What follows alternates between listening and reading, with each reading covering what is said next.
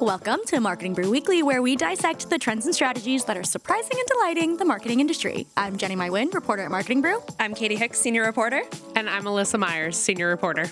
Today, we are still nursing our Super Bowl hangover, but we are getting specific with it, and we're going to talk about sports betting brands, and mainly what happened with them at the Super Bowl and where they're going next. And we have Alyssa here to help us break it all down. So let's let her cook and let's get into it.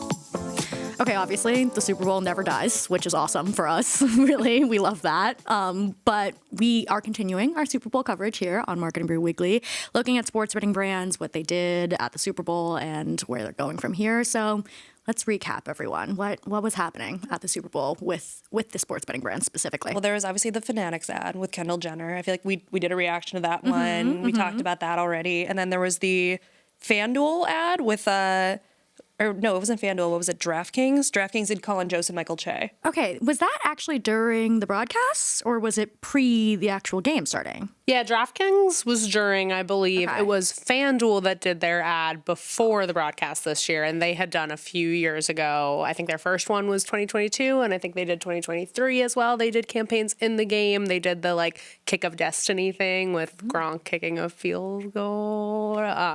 Yeah, but they Blank were not looks in from the Katie game. and I. Sorry. They weren't there this year. BetMGM, I think, was also out this year, but Fanatics, DraftKings, we saw them. Yeah. What did we think about them? Did we think they were fun? Were they good impact? What was the thoughts? I think it's interesting because it felt like people thought that there were more ads than there were. I feel like I saw a lot of people posting online being like, every ad was for AI or gambling or crypto or whatever. And it's like, there really were only two actual ads at the game. Yeah, that's pretty crazy because I guess I was keeping an eye out for them, so I specifically didn't feel like there were that many, but interesting that people at large are like, ooh, lots of sports betting brands ads. Why do you think that is? It could be just because they have been generally across national linear TV, I think, trending up in terms of the spend throughout the year. And obviously it makes sense that they spend a lot and do a lot of advertising on sports. So it's probably just easy for people to say hey, a lot of gambling ads because it's the Super Bowl. But I think if you really look back and compare this year to last year, a few years ago, that's when there was a real explosion of it. And it could just kind of be layover from that, where it's easy for people to say this is still happening, even if not necessarily we're actually, not seeing as many sports betting ads in the Super Bowl as we did a few years ago. Mm-hmm. Do you think that's a good thing in terms of they didn't actually have to advertise that much, but people still feel like there was a ton of sports betting presence? Or is there a negative side to that? I don't know. What do you guys think? Probably a little bit of both. I mean, I think it's obviously good for those companies if they're still getting associated with the game and mentioned in association with the Super Bowl, even if they're not necessarily paying $8 million for an ad this year. It can't hurt. It's probably also good that there's less of them maybe for the brands that are actually advertising because it's easier for them to make their mark, but True. TBD if people will remember hey, it was Fanatics that did this year versus FanDuel or whoever. I feel like they also just got marketing by people betting on the game and talking about it with their friends while they're watching the game and being like, who'd you put your money on? Or not even just the game itself, but what color is the Gatorade going to be that they pour on the coach? What color is the shirt going to be that the coach wears? There's just so many other things that people have bet on. The avenues are so open for betting right now. Gatorade's always yellow. Okay, that's what I thought. It was yellow this year, right? Yeah, it was. Someone said it's been purple for a couple of years. Someone, unnamed source, one of my friends. But yeah, no, literally at my Super Bowl party, plenty of my friends were talking about all of the bets that they placed. I will say that, at least just from listening to them, it didn't feel like they were talking about the specific brands that they were using to bet. It was more just about wow, we're all betting and there are all of these crazy things that we can bet on. So I wonder how much of that specific brand advertising is trickling down and people are feeling passionate about being well, I bet on FanDuel versus Fanatics versus DraftKings. Yeah, I don't know how much brand loyalty there is in this space. I think a lot of it, the marketing strategy, probably you can compare to other industries. Free money. That's a good one. I think that's a pretty tried and true strategy for sportsbooks is being hey, sign up. We'll give you $25 to bet on XYZ. Word of mouth too, I feel is pretty powerful for this industry. That's how I started using FanDuel is one of my friends was just I'm on FanDuel, download that one. Yeah. So I did. I was at a Nets game last night, and literally the entire row of people in front of me had FanDuel up, and they were betting on the game that was happening and like other games. And I was like, you could just get advertisement by me looking at it. Like that's free marketing for them, is me just being like, oh, everyone around me is using FanDuel right now. Did you feel peer pressure? I didn't. But in theory, I could have. Yeah. No, and see that my aside on that is that it's crazy that I see the appeal of betting for a TV watching audience specifically, right? It's like another thing to do, like you're in your living room. But crazy to me that it's also so prevalent in like a live audience. Like you're seeing it happen in front of you, but like you feel the need to be like placing bets, and like it's not, you said it wasn't just like the game that they were betting on, right? Like the Nets game, it was like a bunch of other stuff. Oh yeah, they were swiping between tabs. Like crazy. That makes sense for a Nets game. Yeah. Is it prevalent on a game? I gotta get to a Nets game and see what the hype is about. Not the betting hype. Yeah, there's no hype for the Nets. Okay, cool. Love It was not a great game. Yeah, love it. Well, I feel like the other piece of it too is that like you guys mentioned it, but like being able to bet on not the game itself is fun ultimately, and like gets people like me in the door, because I'm like not invested in the game results, but like I can bet on the Gatorade color. I can bet on what else can you bet on? Tell me. What can't you bet on these days? Yeah, Truly. Yeah. So I feel like we should, what's interesting to me is, Alyssa, I know you just wrote about this, but like what's interesting is I feel like the Super Bowl, while it is a huge day for sports betting, isn't actually like the biggest day for these companies, because they're focused on like other sporting events that are happening this year. There's so many things going on, and they're looking even beyond sports too. Yeah, so it is a huge day definitely in terms of like people doing sports betting. I think it's the biggest single day of betting in the world. I think the only like event that's bigger than the Super Bowl is World Cup, but that's like multiple days worth of betting. But in terms of the brands doing their marketing, yeah, like not necessarily for all these sports books, the Super Bowl is the biggest, most important event of the year. Yeah, that was something I wrote about this year, was that some of them are kind of shifting their strategies, especially this year because it's a World Cup year, it's an Olympic year. We had already hit on the fact that BetMGM didn't do a Super Bowl ad this year. They are going to be, what their CRO told me is that they're going to be big in World Cup. They have European ownership. They have a soccer-specific betting product. That's kind of where they're putting their money this year, is that they've done some Super Bowl advertising in the past, and their CRO said, okay, we had a lot of people come through the door. Not necessarily they stuck around for the long term, and we're more focused on that now. We want people to come to the platform, not just come here for one day like the Super Bowl. We want them to stick around, keep spending with us, spend more with us. So yeah, I think they're going to try their hand at the World Cup this year. yeah, it's all about retention, I feel like, at this point. See, I think that's interesting too, because I imagine like we just talked about like you can get people in by having them bet on the non-sports stuff, but it's probably harder to keep those people in the door and continuing to bet on stuff, because it's like, I'm not invested in the Gatorade color of any other event. So how do you get those people to stay? Like, how ultimately do you convince people to like keep using your service, which I feel like is all about like, what is the marketing they do outside of the Super Bowl? So I don't know. Have you guys noticed stuff? I feel like this is when we start getting into like what's the difference between a sports betting platform and a prediction market. And I feel like the sports betting platforms have opened their own prediction markets. I mean, the big names are Polymarket and Kalshi. And then your FanDuels and all those have also created their own in response to this. It's basically like the Wild West legally. Like you can open a prediction market and it's not technically betting, but you are allowed to like put money on everything, like sports, or like right now, I think it's Polymarket. They're running an ad campaign where it's like all across New York City saying like, will Marty Supreme win Best Picture? So it's like tapping into these big cultural events And for that people who are is for me. right, exactly. So they're looking for people who aren't just like sports fans. They're looking for people to like get involved even for other types of events. Yeah, I mean, the thing that like really made me pay attention to Polymarket earlier this year was they were on screen during the Golden Globes, and they like very accurately, like the bets that were like people were making the most bets on were like very accurate to who ended up winning, which I feel like people had a lot of feelings about, because it was like, okay, crazy that this is happening in the first place, and also it kind of ruined like who was going to win these awards. So I wonder, do people feel that way in sports betting, do you think? It's definitely, I think the strategy is there for these companies is that like they want you to feel confident, like that's one of the ways that they are going to get people to spend more money. Like you have to have a little bit of confidence, right? You have to think, okay, I'm an expert in this, or I at least know $10 worth. I'm that confident, you know, like you have to have a level of confidence. So for the sports books, they want people to feel like they're going to be right and they're experts enough to put their money on this.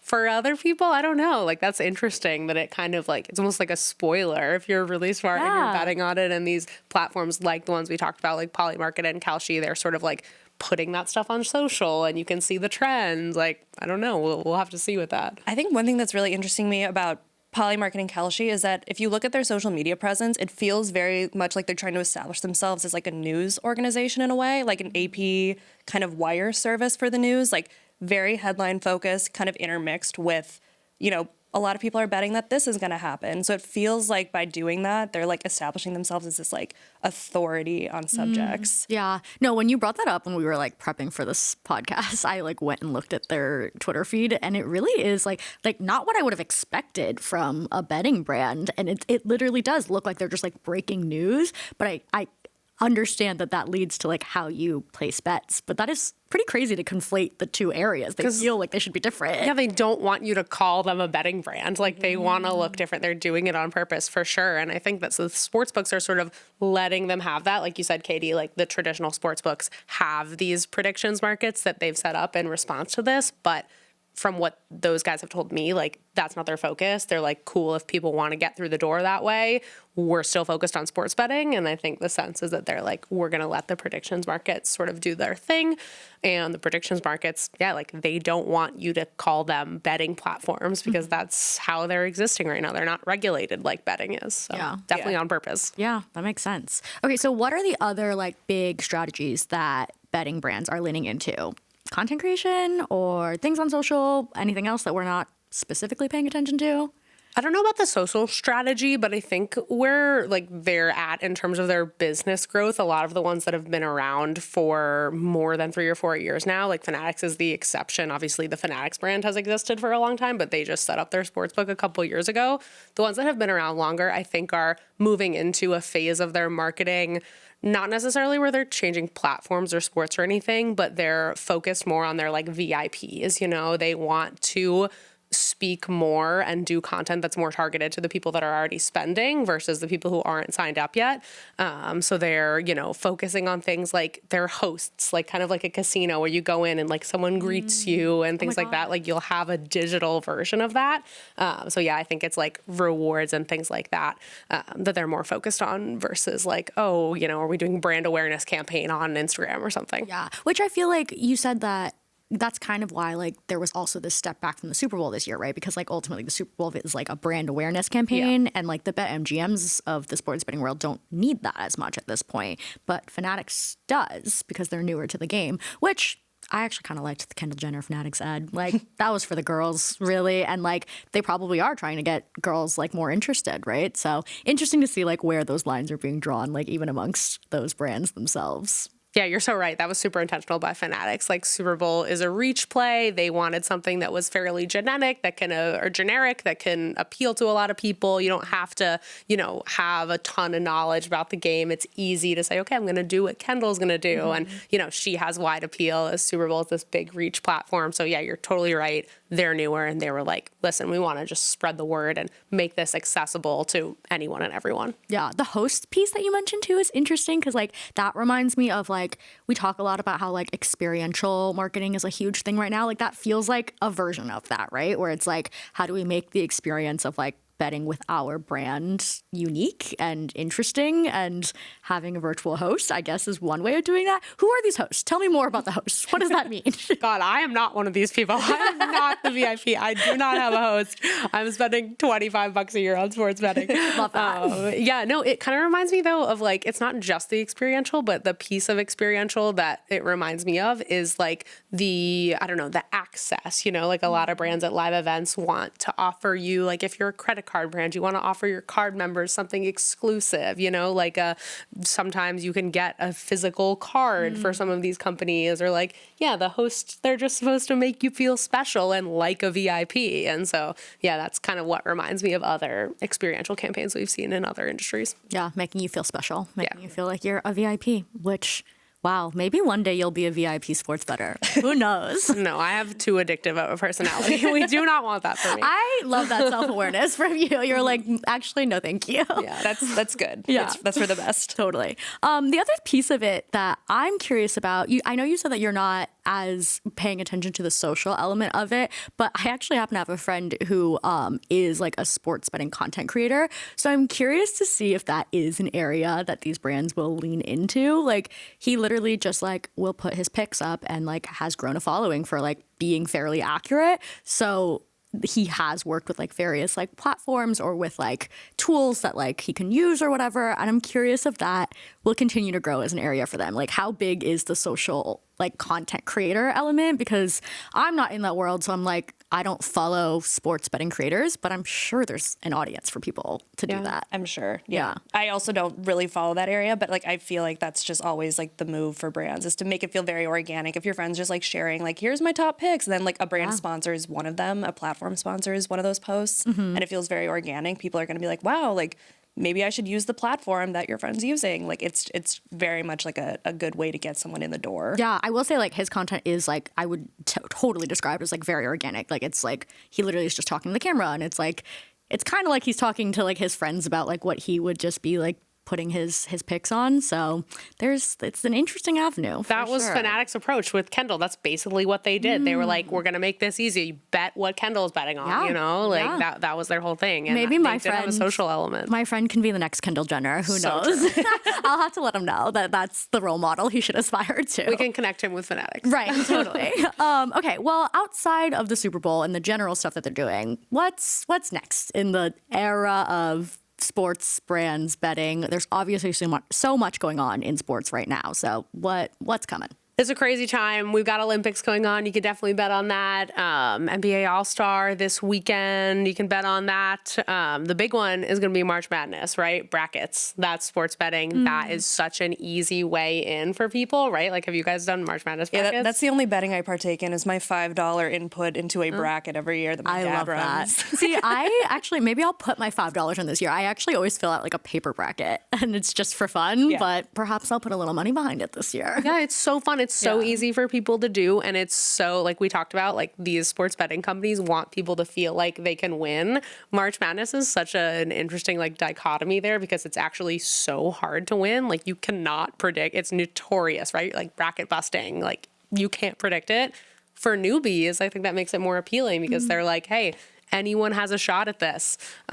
When we were prepping, I was talking yesterday about, I was talking to someone who said, oh, my mom bets based on, like, she's really Catholic and she bets on all the Catholic schools. Amazing. And I think St. John's last year, like, went really far, did way better than anyone thought they were going to be. And she, like, busted everyone's brackets. I love that for her. I will sometimes I'd usually do multiple brackets, and I'll sometimes people do based on like the mascots. Like, they'll pick all the dog mascots or things like that. And it's so fun. It's so easy for people to, get in, and it's legitimate sports betting. Well, I feel like too, like, because it's tied to colleges, right? Like, obviously if you like went to a college, it's like you probably have like a little bit of a personal connection, whether your actual school is playing in the tournament or like their rival is, or someone that, like, I've even just like looked at it before and been like, well, that one's kind of close to where I grew up, so maybe I care about that team this time around. I feel like there's so many different avenues for people to like kind of care about it, similar to the like betting on the Gatorades or betting on the coach's shirt color. Like, it's Low-hanging fruit. Exactly. Yeah. It doesn't matter, but you can make it matter to yourself if you want it to. You have like just as good of odds as winning if you do that, as opposed to someone who's like the biggest college basketball fan, which I think is exciting for a lot of people and probably a good opportunity for some of these companies. Yeah, that's what I needed to hear, actually, is that I can win. Thank you so much for that confidence. She's in, folks. I'm in. She's been properly marketed That's too. how they get me, for sure. It's actually just Alyssa telling me about it, and I'm like, yes, I'm in. Yeah. I think what I'm curious to see is like if we're gonna hit a point of like oversaturation with all of this. I mean, again, it's so unregulated. Like, it just feels like it's everywhere. And I think especially with like it being at the Golden Globes and seeing Polymarket predictions on like the tickers for CNN and CNBC, like it's becoming everywhere. And I think a lot of people are turned off by it. I think there's definitely a lot of people who are involved, but there's still a good number of people who are like, this feels a little grimy. I think we saw that with some of the responses to the Super Bowl ads being like, there's too much gambling involved in this, there's too much crypto, like things that people just associate as like I don't know, maybe a little seedy. So. Yeah. Yeah, it's I don't definitely know. sketchy. People get upset about it. I think the like predictions market stuff has more of an element of that like gross factor of some of the things that you can bet on that people are like, that is morally disgusting. Yeah. Versus sports kind of is a little more wholesome. But then you even have these sports figures. I think it's some big NBA guy. I think like Giannis is an investor or like has some sort of partnership with Polymarket. People are like really pissed about that. Yeah. And you know, That the feels NBA like- has the betting scandal that happened earlier this year. Yeah. Like, Yeah, wasn't it also predicated on he was going to get traded and then people felt duped by it? yeah, and, like, it's really sus. Like players can't bet on what happens in their own games and like what their Yeah. opponents are going to do. Yeah, it's a really fine line. and Like, isn't people get that pissed. famously like a big point of contention in sports that like they can't bet because they can directly influence the outcome? That is so crazy that he has a partnership with Polymarket. I didn't really know that, and that Yeah. feels like I think it's Kalshi. Oh, But okay. yeah. But, like, But yeah, similar. same Yeah. thing. Yeah. Yeah. Yeah. So Yeah. I'm curious, especially like, if it, with the Golden Globes reaction, the Oscars are coming up. Who knows if they're going to do something similar?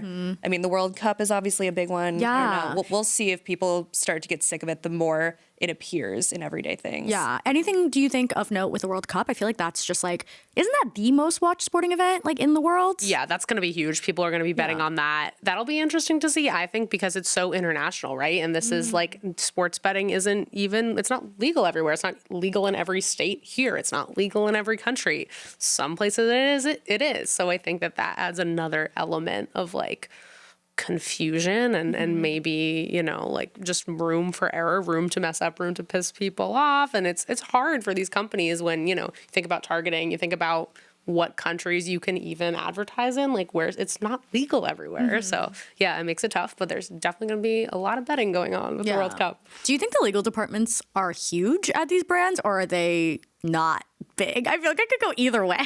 I feel like they would have to be big, but I really have no idea. It's so Yeah. interesting. But I do feel like they're looking at every state that's like about to legalize it or is like has just legalized it and like really honing in on that. Yeah, you're so right. That is definitely where they want to be marketing. And a lot of the companies are targeting those places where like it's in legislation right now or it was just legalized. Like that's where the audience is. So yeah, it'll be interesting to see how they balance that with like an international event like the World Cup where you can have like the biggest reach ever. Yeah, and the Olympics right now too. So I'm sure that's like, I feel like that's like an interesting, the timing of it all, I'm sure is intentional, but like crazy that it's like Super Bowl's biggest betting event and then like Olympics being international, but like maybe not as like hugely watched as the World Cup. Like it's really all just building up to this like maybe climax of viewership, but also sports betting. A lot of people losing a lot of money. Yeah, cool. Awesome. We love Or maybe that. winning. Or but, winning. But probably losing. Yeah. Setting you up a never bet on know. Polymarket for how much money Marketing Brew will lose during the World Cup. It's just us. The three of us are really holding it down. You can for- bet on how bad we're going to do. Great. Perfect. That's awesome for us. Okay. Well, speaking of like crazy things to bet on, what are the craziest things you guys have seen people bet on or that you would bet on yourself? I'll take either answer. I think it was like 2021, some guy bet that someone was going to run on the field at the Super Bowl. He bet like $50,000 that someone was going to run on the field and then he did it. See, that feels wrong. Right. No, exactly. It does No, feel that's wrong. smart. That's smart. But then I think ultimately he didn't get the payout. They were like, he had like tweeted about it or posted about it somewhere. And then people are like, wait a minute. And then the brand that whatever platform he had used was like, we're not paying you out. I feel like you gotta there's gotta be a way that like you could have set up a really good pseudonym, like that they could never have traced it back to him. Like, No, he was dumb about it because I think there was enough gray area legally there that he could have potentially walked away with $50K minus whatever fee he paid for jumping on the field. and then like he got naked for it. He didn't even get paid out for it. Come on. He's an innovator. I guess so. Maybe we'll see another one. Trailblazer. He's setting the standard for all Hey, the bets someone to did come. run on the field this year too, but he was promoting his own like day trading company or not as something. fun. That's a Not a marketing trailblazer. strategy. Yeah, Let's get true. him on the pod. True, yeah. Whoever you are, please email us. Alyssa, anything crazy? The craziest thing that I bet on was the $10 I spent betting that the Pats would win the Super Bowl this year. Devastating. RIP. So sorry Sorry to to- Pats fans everywhere, mostly Alyssa Myers. Not even that big of a Pats fan, but I was rooting for them. Wow, but you know, You'll make it back. Sports. You'll get that $10. Oh, yeah. Yeah, for sure. And the Pats will also be okay. Yeah, not exactly a franchise that is hurting for wins, I would say. Yeah. Really, really big sports knowledge that I have up here for sure.